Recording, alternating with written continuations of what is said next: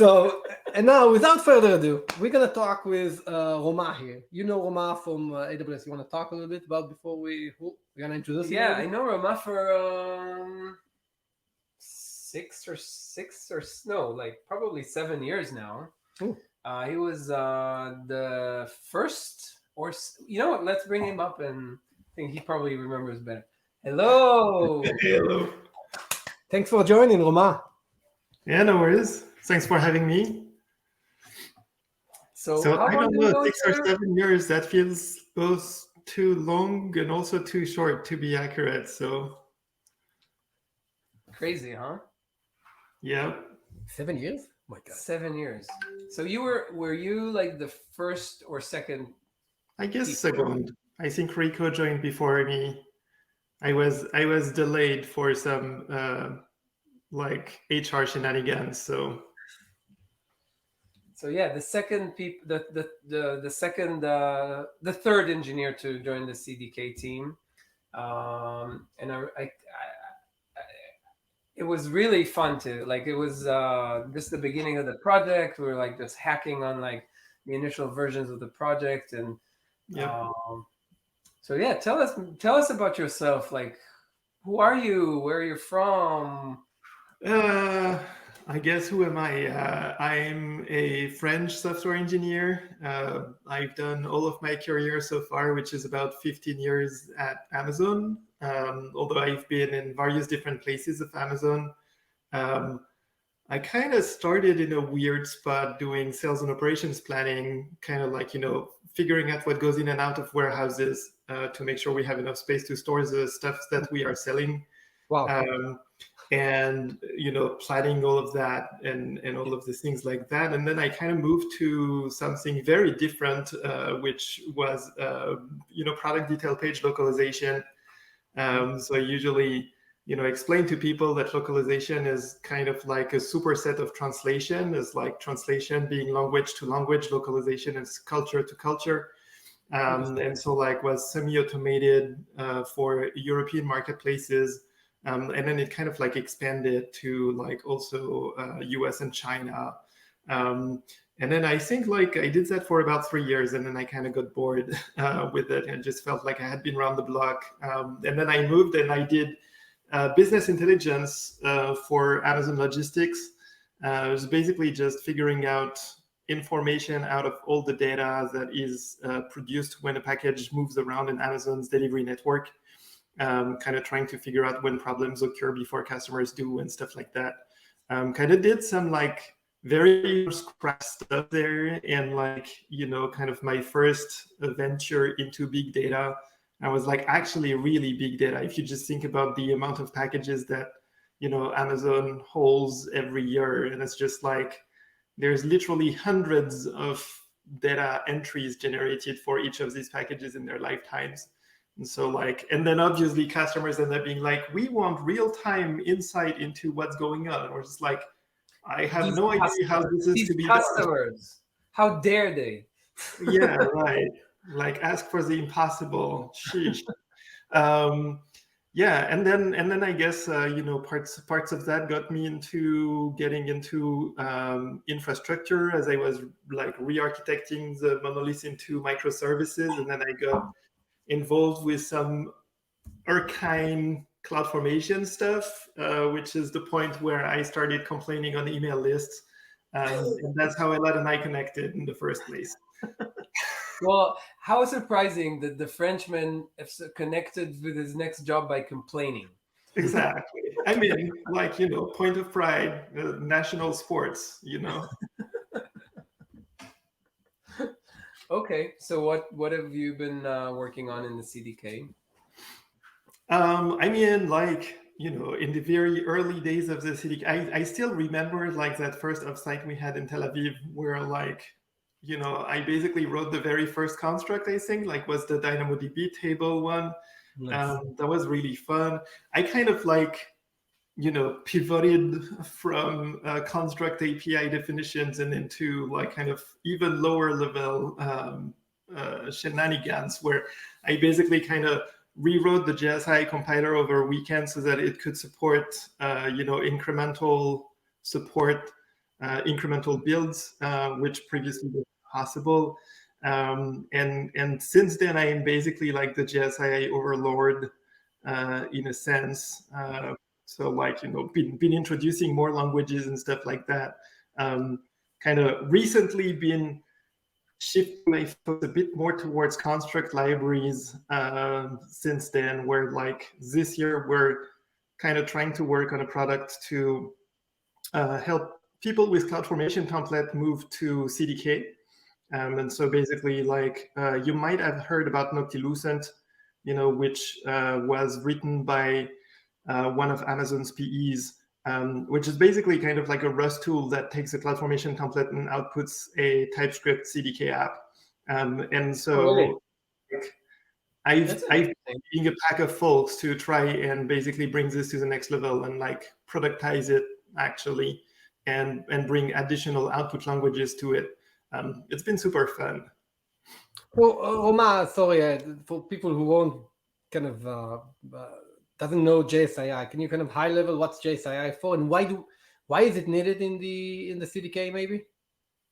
Yeah, so like JSII is basically the technology that enables CDK to be written exactly once in TypeScript, but then used by customers in their language of choice. Caveats applying, because we don't support like every possible language. We currently support, basically JavaScript comes for free, right? Because this is TypeScript. Right. But then JSII brings you Java, Python, .NET languages. So like, C#, VB, .NET and all of that stuff. We kind of recently, I mean, it's not so recent anymore, but like our latest edition is Go. And so like, it kind of was born with CDK as a solution to a problem that AWS kind of got very familiar with, which is like, we want to support customers in the programming languages they want to build on, right? We don't want to force them to go to a particular language and actually have to bite the learning curve of that. But then we also very quickly became obvious that we cannot possibly afford to write a CDK for Java and another CDK for .NET and another CDK for Go. Like, we wanted to have a consistent experience with a coherent feature set and API across all the languages. And we wanted to be able to write this only once, right? And so like JSI kind of became this thing. Then, why did we pick TypeScript as a starting point language? Out of all the possible languages we had, parts of the reasons ended up being like, well, JavaScript is pretty pervasive nowadays, right? Every device that connects to internet has a form of a JavaScript interpreter on it. Like even the shittiest feature phone that has a web browser basically can run some JavaScript. Feature phone, that's a very common thing at this point. Yeah, right. And so like basically that was this kind of thing where it was like, okay, so JavaScript runtimes are readily available, so like we should be able to actually just be able to run JavaScript on almost any platform our customers might want to use CDK on. And so like it was a good choice. And then TypeScript, very modern, feature-full language, very expressive API. And the compiler basically had a very good API that allowed us to like, reason on the AST and actually type checked or type annotated AST so that we could actually extract the necessary information to be able to code generate bindings in other languages that try to be as idiomatic as possible. But like, then we still operate under a certain amount of constraints that make it not always possible to be exactly as idiomatic as we would like to. Interesting. I feel it's interesting, like you mentioned, that it's basically a problem that AWS has been pretty familiar with, because eventually JSII is very similar to the SDK in a way. Like the way JSII works is very similar to how the AWS SDK works, which is basically there's a spec of the API, and we're generating classes that represent the API based on the spec. Yep. Okay. And even the way it works behind the scenes is that in JSII there's like this Node.js process that runs as a child process of your actual application. Yeah. And then every time you interact with this proxy class, it calls the Node.js process, which is very similar to how these proxy classes interact with the service, right, in the backend. It's basically, the interaction protocol is a little more lightweight than like a full HTTP, but to a large extent, it's very similar. I guess to like the main difference, right? It essentially we're generating an SDK based on some model, and like for traditional SDKs and tools, the actual behavior runs on the server, whereas with JSII, the behavior actually runs locally on your computer. Right. But like that's mostly a technicality at this point. Like it could as well be a web service, and it would probably work the same. You have a question from the audience, which I think you answered. Did CDK or JSII come first? Did the chicken or the egg exist first? It's a very good question. Actually, I feel like Elad, you might actually know this better than me, because when I joined CDK, basically both existed. Although I guess I'm going to venture saying like technically JSII existed before CDK in the current form existed, right? We had kind of like a prototype in a sense. So I'll answer. I think I have a pretty good answer. They both came together because they didn't approve the funding for the CDK project because they said we're not going to be able to ship it only for one language. And so we went back and we said, okay, we need to find a solution to this, because otherwise they're not going to approve the project, because it's a huge investment to build all these APIs, and we're not going to be able to like afford building all these APIs to all the languages. So it was basically a problem solving exercise. It's like, okay, so we need to figure out a solution. So they literally came together, right? Like they literally, which is great. I like technology that comes from actual problems. Right. Yeah. It's best to solve the problems you have than the problems you don't.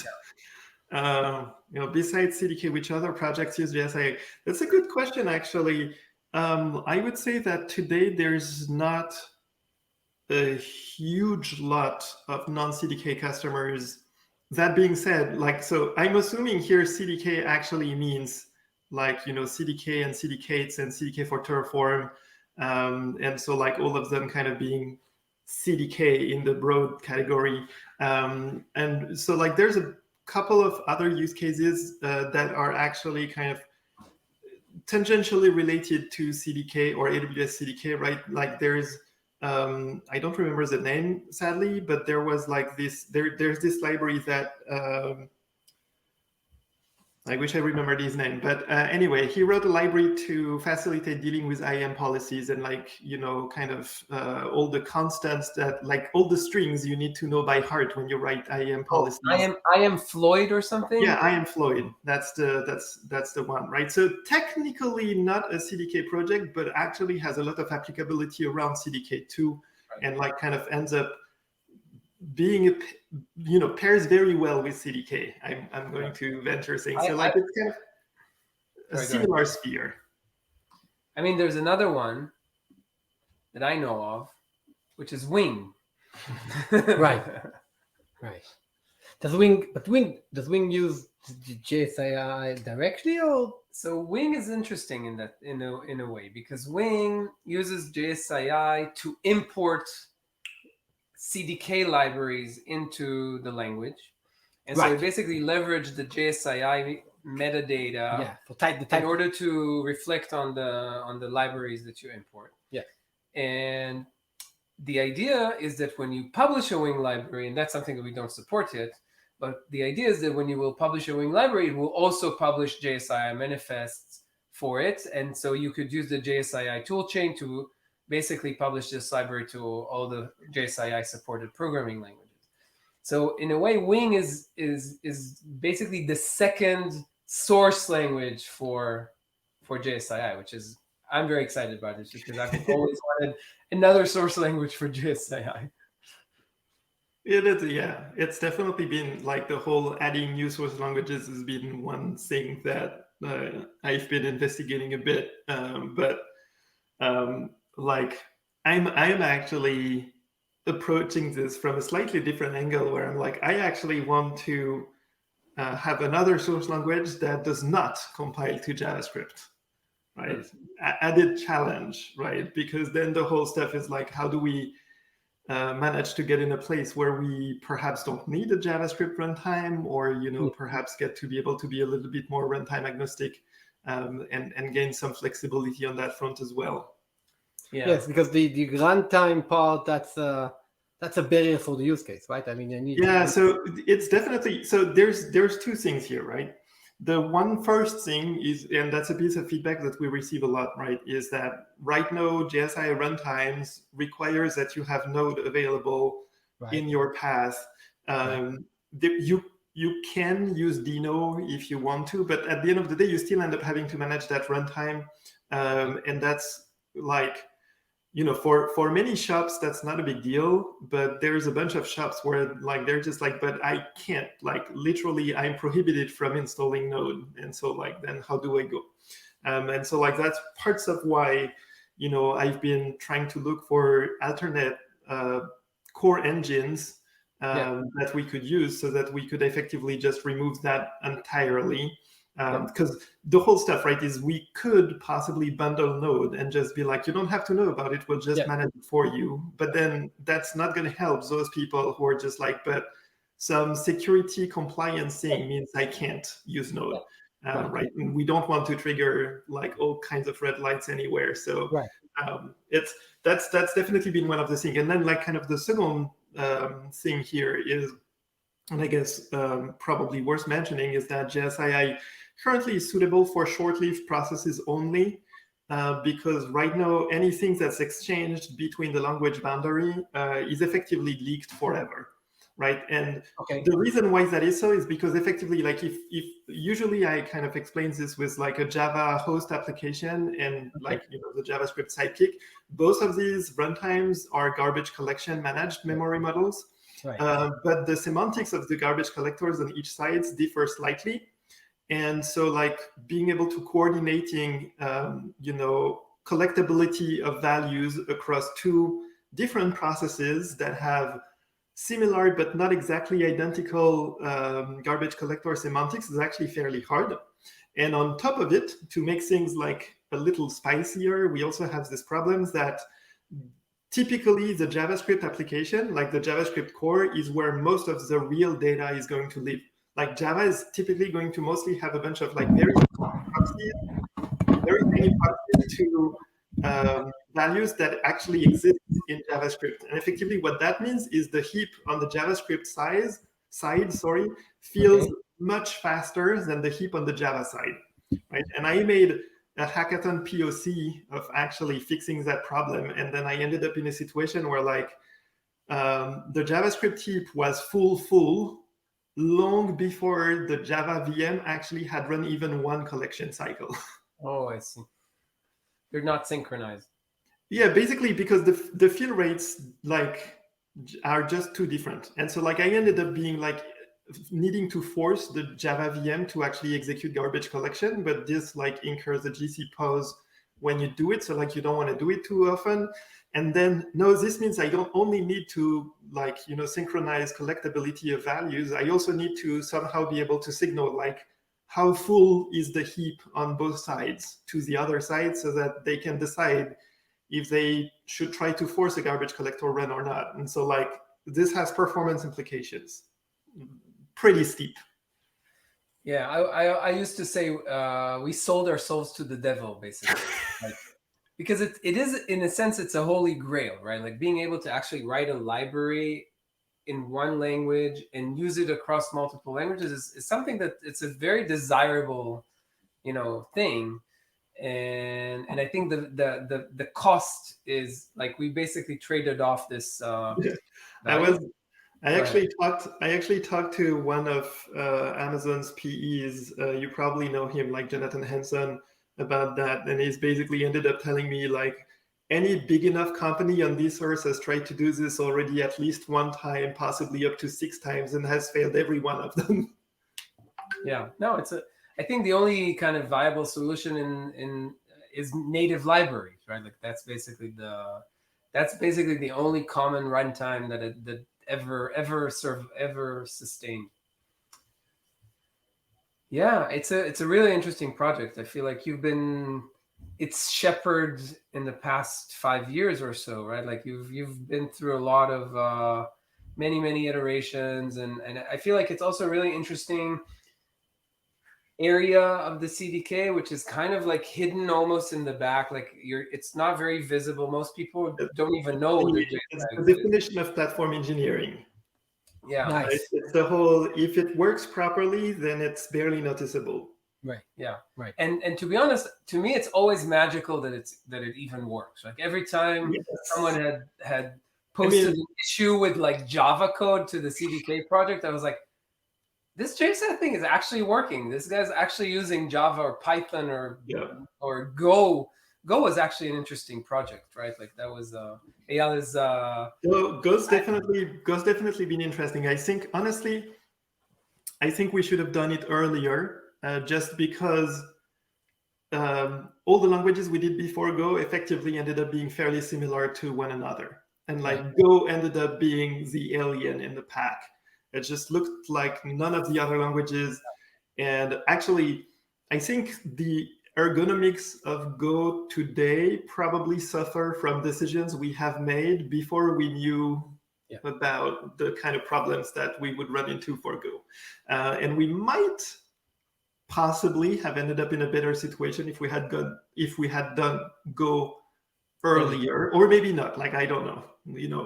Do you think that the bindings for Go are not idiomatic? There's pointers everywhere, right? Everything is a pointer in our Go library, and to a large extent, that does not feel very idiomatic. We've gone as idiomatic as we can, but some interesting patterns, right? That if you design, like, the CDK is essentially a class library, right? And so, like, that statement alone makes it that you can't go full idiomatic in Go, because Go is not an object-oriented programming language. Go does not have a concept of class, right? To begin with. So any flow that involves any form of like inheritance is going to be extremely awkward in Go to implement, because that's actually not like how things work in Go. And then we have this all kind of stuff where like we take idioms in JavaScript, for example. So like, property bags, and technically turning a parameter from required to optional is not a breaking change, right? Because every existing use provides that parameter. So if it's no optional, everything is fine. Except in Go, required something and optional something are two different types, right? And so if you make a parameter optional, then suddenly you go from this thing is some instance of a struct to no, this is a pointer to some instance of a struct. And effectively, that's why we ended up having to make everything a pointer, because we needed to be able to maintain that thing where like you can actually turn a required parameter to optional, and that's not going to be a breaking change. But the cost of this decision is actually pretty significant, right? Because now that means if you're going to provide literal strings, which you actually do quite a lot, right? Like the construct ID is a string, you have to get a pointer to it. But Go does not allow you to get a pointer to a literal value. Like you kind of have to run it through a variable first, right? So it's addressable. And so effectively what that means is the code ends up being literal with like JSII.string, some string literal, or JSII.number, some number literal. And like, you get used to it, but it's boilerplates that, would have been nice if we could have avoided it. And it's also kind of very difficult to, justify that to a Go shop, right? That place where you only write Go is going to look at this and be like, but why are there pointers everywhere? And then you're going to be like, well, it's JavaScript. And I'm like, why do I care, right? And so it's kind of like the whole thing where we end up having to make a balancing act between we want to be as idiomatic as possible, but also like our underlying authority is JavaScript. And so like the JavaScript semantics end up perspiring left and right. So Omar, this is kind of a question I had. What happened to Ruby? You didn't mention it throughout the talk. What happened to what? Sorry. Ruby. Does it? Oh, Ruby. Good question. It started and then it kind of like got stale for a long while as we were busy working on other stuff. And then we ended up taking the decision not to revive it because there was not enough. I mean, there was not a clear enough signal that customers were actually asking for that. Interesting. And also, the Ruby stuff we had was very early stage, and there would have, like, technically, if we were to redo it from scratch today, like what was there then wouldn't take us much further. So, it was a small sacrifice. It could come back in the future, though. But no, there's this thing where we've kind of learned an interesting lesson with Go, because Go was our number one requested language, but is actually very slow to pick up usage. And no, the big question is it slow because, there's actually not so big of a customer base for it today? Or is it slow because like the customers who would have wanted to use Go actually used something else because Go was not there? But then, if you have an app that's in prod today, you probably don't want to rewrite it in Go just so that it's Go, right? Or maybe you're going to do this over a length of time. But it's also possible that the whole stuff is like the signal we got is actually indicative of some amount of zealotness in the community, perhaps. And so like effectively that could mean that you can't necessarily rank language requests just based on how many +1s you got there and stuff like that. So no, before we're going to be introducing a new language, we actually need to have a very clear customer signal that there's people who are like actually not using CDK today because that language is not there, and they will not look into CDK until that language is there. And so like if there's enough of them, like obviously all of this is subject to like reconsideration. It's like there's no hard and fast, and like ultimately we're doing what's best for the customers and in the long-term interest. Any new language we add to JSII is effectively additional maintenance cost too, right? Because if we add a new feature to JSII now, we'd actually need to add it for all the supported languages. And that's also a non-trivial effort, right? And so we also need to be conservative with that and just try to make sure that if we're going to be increasing our maintenance burden, then we do it for the good reasons, right? And we actually, like, our community gets a return over that investment. Yeah. And it's also another language you have to learn. The item, yeah. I think Romain like is probably the programmer that knows the most amount of programming, knows the most amount. Yeah, I actually enjoy learning new programming languages. It's like one of the things I typically tend to learn a new language a year-ish, just because for fun and profits, right? Because I actually ended up finding that learning new programming languages, especially like the languages that end up being very different from the ones you've done before, is actually going to teach you to think about problems in a different way. And you're actually going to like learn idioms that actually transpose into other languages too, and actually like come to be more effective solutions to a certain class of problems and stuff like that. So like that's definitely a thing I do. No, like with JSII, it's like I don't stop at like casual practitioner kind of level of understanding of these languages, because now I actually have to understand like the semantics of various kind of things, and like be able to know like, okay, like how do I represent the concept of an interface, for example, and like what does that mean, and like optionality and memory models and like the reflection and all of that stuff. So like I definitely get into a lot more, sometimes more depth than I would like to actually. Yeah, Romain is one of those people who will always find the edge cases first and then the main cases. So he was always the person that we go the edge to. Case is the We didn't interesting case. miss anything. Not edge case is the boring case. Wait, any other questions? Anything? I have tons of more questions, but we were 40 minutes in at this point.